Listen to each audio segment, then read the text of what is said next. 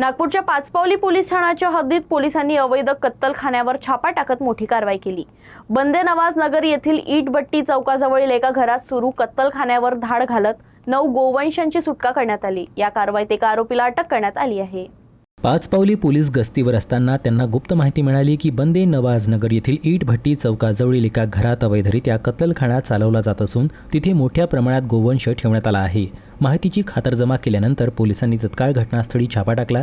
या कारवाई दरम्यान पोलिसांनी शेख नसीम शेख हकीम कुरेशी याला ताब्यात घेतलं। आरोपींच्या घरातून 9 गोवंशांची सुटका करण्यात आली।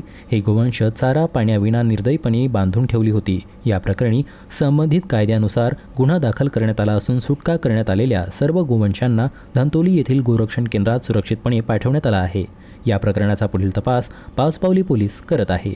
पथकाने तिथे रेड केले असता शेख नसीम शेख हकीम कुरेशी यांच्या घरी मागे पडक्या जागेत असे 9 गोवंश जनावरे एकदम दाटीवाटीने चारा पाणी न देता त्यांना क्रूरपणे ठेवण्यात आलेले होते आणि ते जनावरे मग गोरक्षण येथे पाठवण्यात आले आणि आरोपीवर महाराष्ट्र प्राणी संरक्षण अधिनियम व इतर कलमान्वये गुन्हा दाखल करण्यात आलेला आहे। आरोपी अटक आहे।